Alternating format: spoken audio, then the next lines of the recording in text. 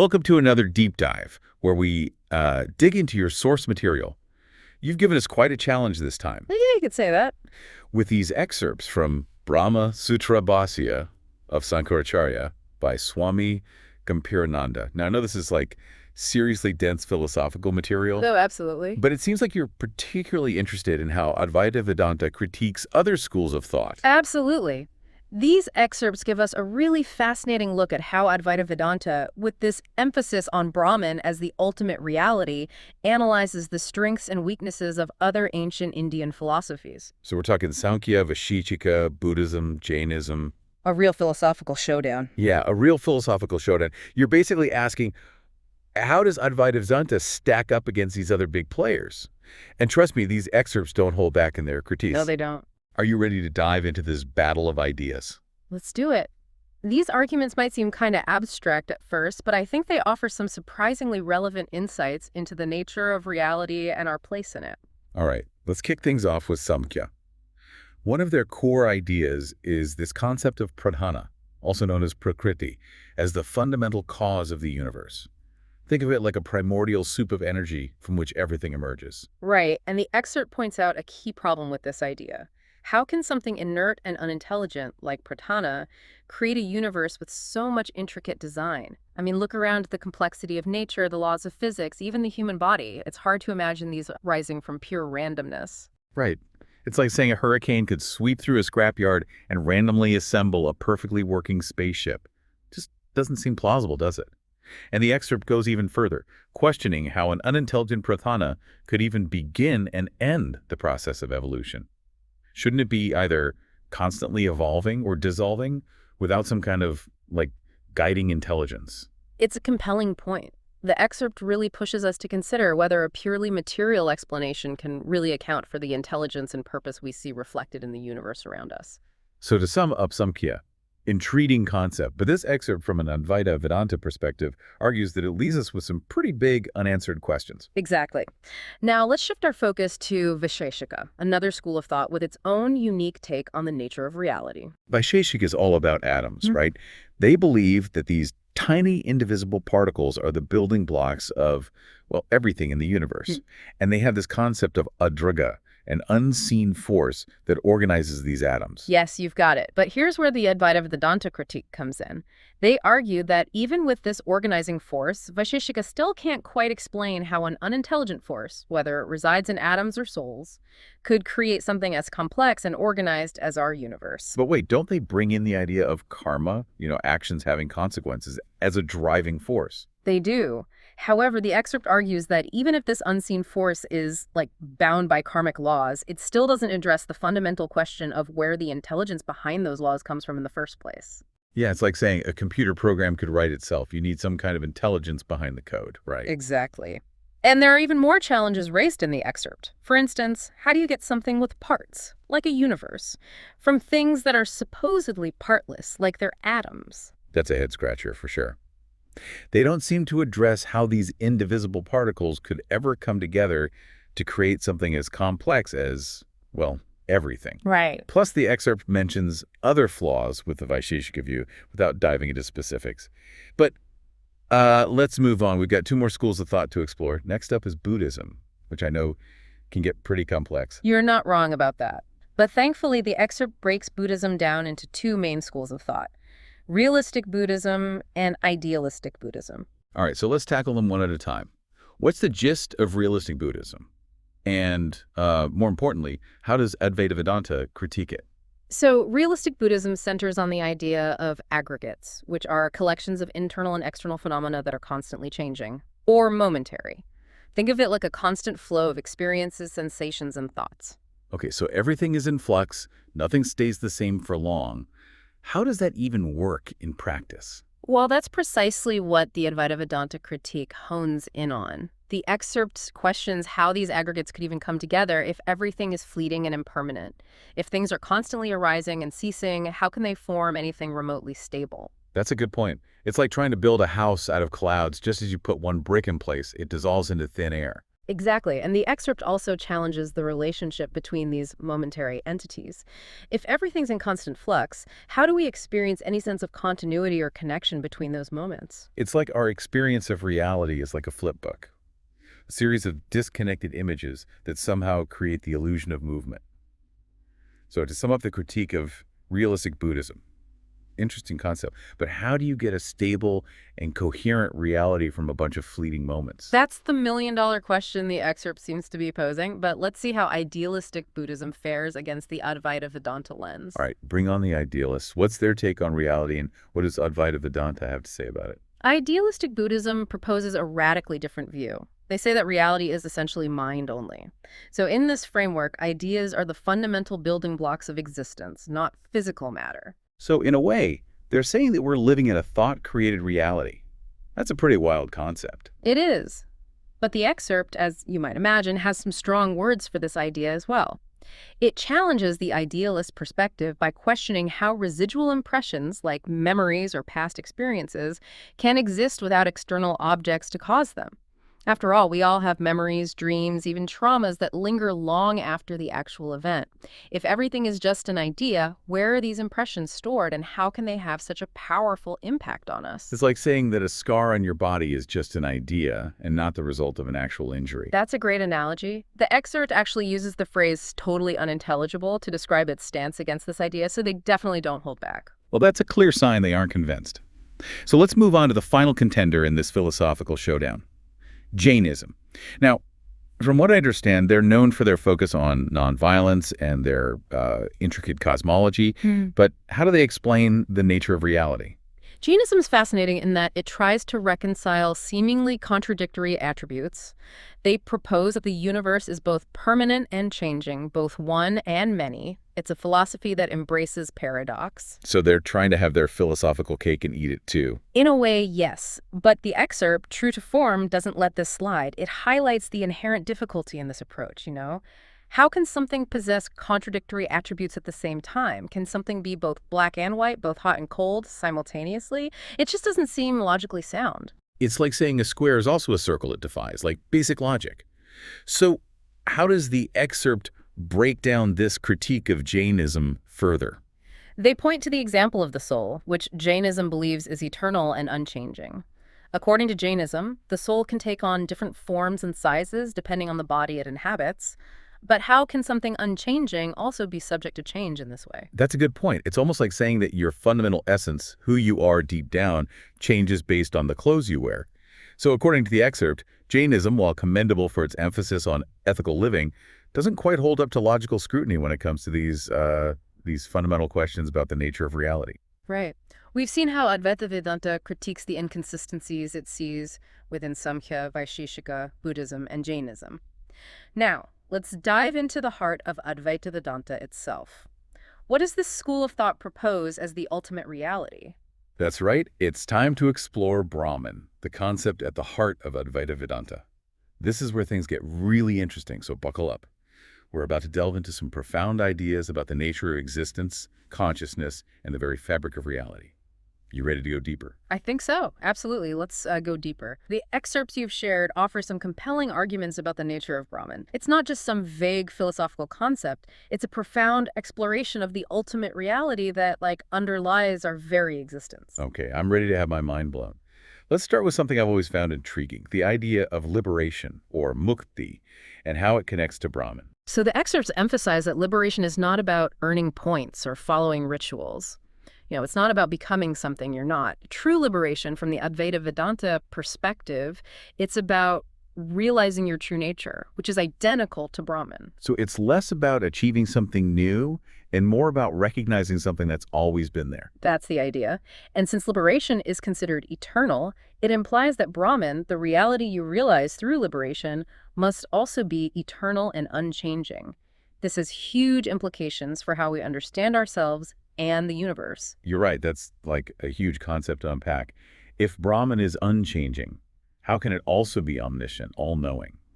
Doesn't knowing things imply some sort of change or activity? That's a really insightful question. You've hit on a point of contention that these excerpts really dig into. Some argue that Brahman becomes omniscient through its potentiality, not eternally existing knowledge. Think of it like a seed that contains the potential for a giant tree.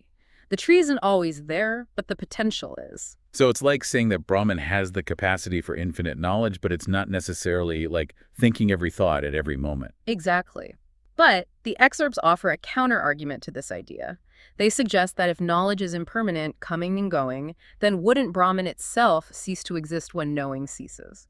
That's a really subtle point. It's like saying that if my awareness flickers on and off, do I stop existing in those gaps? This is where my brain starts to hurt a little. It sounds like the excerpt is arguing that Brahman must be eternally omniscient, always knowing, rather than just having the potential for knowledge. Right, some pretty deep stuff. But remember, the nature of Brahman is a complex and multifaceted topic, and these excerpts are exploring it from various angles. Okay, so we've touched on liberation and omniscience, but the excerpts also use some more symbolic and even poetic language to describe Brahman, right? Like the concept of Brahman as Anandamaya, the blissful one. What's that all about? Ah, yes, the blissful one.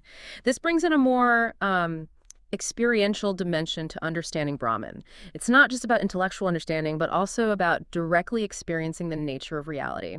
And according to Advaita Vedanta, that reality is inherently blissful. That makes sense. But I've Yeah. got to be honest, when I think about like ultimate reality, blissful isn't the first word that comes to mind. It's more like, whoa, dude, that's intense. I hear you. It's definitely a big concept. Think about it this way. The bliss that's being talked about here isn't the fleeting kind of happiness we get from, say, a delicious meal or a good song. We're talking about a deeper, more enduring state of joy and fulfillment that arises from realizing your true nature, that connection to Brahman. Yeah. Okay, so it's more about a profound sense of peace and wholeness than just feeling happy-go-lucky all the time. But how do we even begin to wrap our minds around experiencing this Brahman? It all seems so abstract. The excerpts provide a few helpful metaphors, one being the idea of Brahman as light. Light is often used in spiritual traditions to symbolize knowledge, awareness, even the divine. Right, light as a metaphor for something like beyond the physical. What makes the Advaita Vedanta description of this light unique? The excerpts highlight some interesting paradoxes within this metaphor. Brahman as light is described as being incredibly subtle, almost impossible to grasp, yet it's also said to be above everything else, the source of all that is. So it's both hidden and ever-present at the same time. That's kind of how I imagine those massive black holes. Yeah, Incredibly powerful, yet completely invisible unless you know what to look for. that's a great analogy. And get this. The excerpts also point out that this light of Brahman is said to be experienced within the heart, not just metaphorically, but as a specific point of focus. This is where practices like meditation come in, focusing your attention inward to connect with that inner light. So it's like Brahman, this ultimate reality, is both transcendent, beyond everything, and also immanent, present within us at all times. Exactly. And this brings us to another key point. The relationship between Brahman and the individual soul, often referred to as jiva. All right, the individual soul versus the cosmic soul, the part and the whole, that's a big one. What's the Advaita Vedanta take on this? Buckle up, because this is where things get really mind-bending. The excerpt presents a challenging but incredibly profound concept that the individual soul, which seems so limited and separate, is actually a way to know Brahman. Think of it like a reflection in a mirror. So you're saying that by understanding ourselves, our own consciousness, we're actually getting a glimpse of Brahman. Precisely. The excerpt uses a specific example to illustrate this, the phrase, "One should not inquire about speech, but should know the speaker." It explains that while it might seem like we should be focusing on individual actions and thoughts, like words being spoken, it's actually more important to understand the source of those actions, the speaker themselves, which ultimately points towards Brahman. It's like those optical illusions where you Yeah. see either a vase or two faces, but you can't see both at the same time.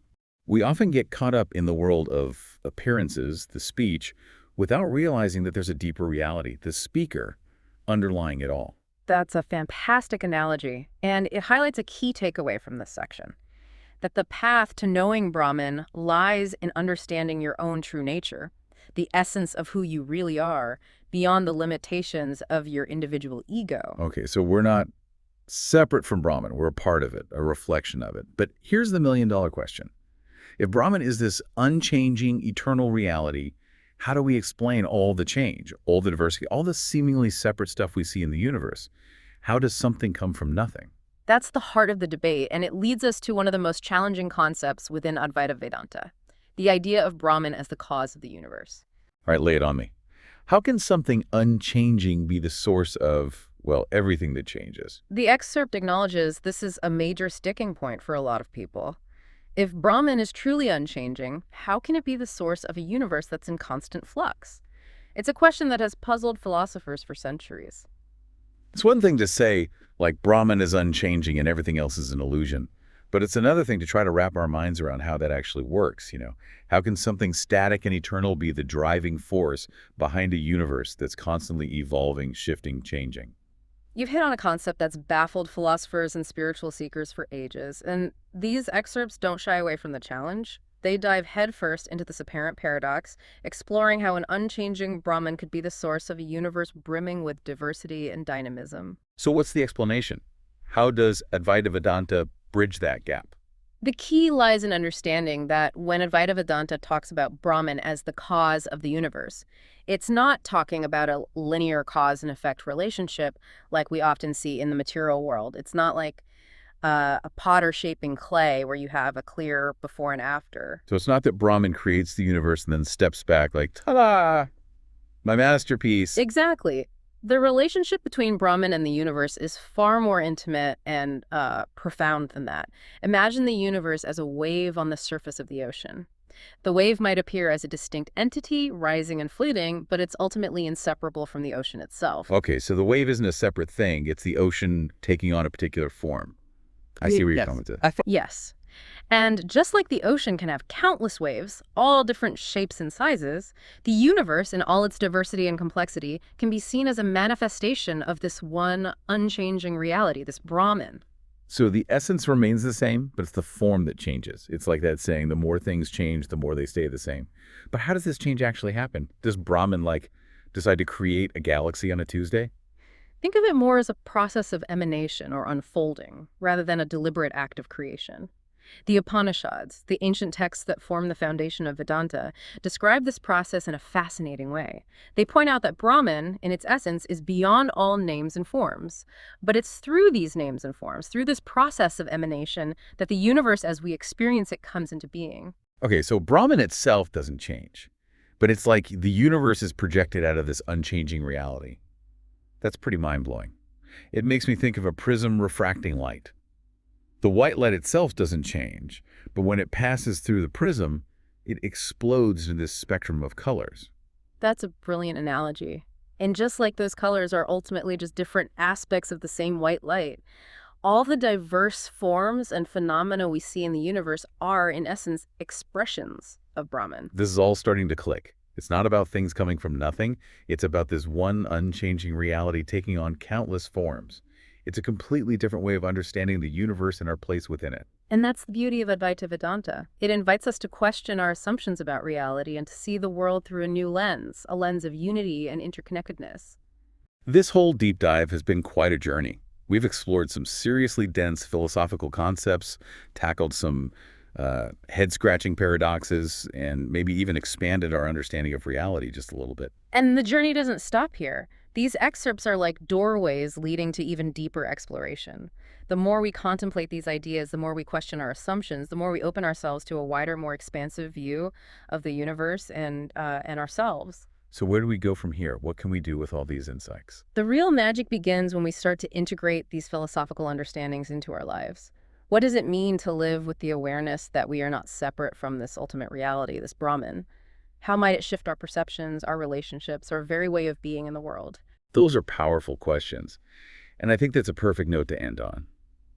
This deep dive has given us a lot to think about, and ultimately it's up to each of us to take these ideas and see where they lead us on our own personal journeys. Exactly. The journey of self-discovery and spiritual exploration is a deeply personal one. These ancient teachings, these profound philosophical arguments, are ultimately signposts, pointing us towards a deeper understanding of ourselves and the universe we inhabit. Thank you for joining us on this deep dive. We hope you've enjoyed exploring these fascinating excerpts and that you'll continue to ponder the questions they raise. Until next time.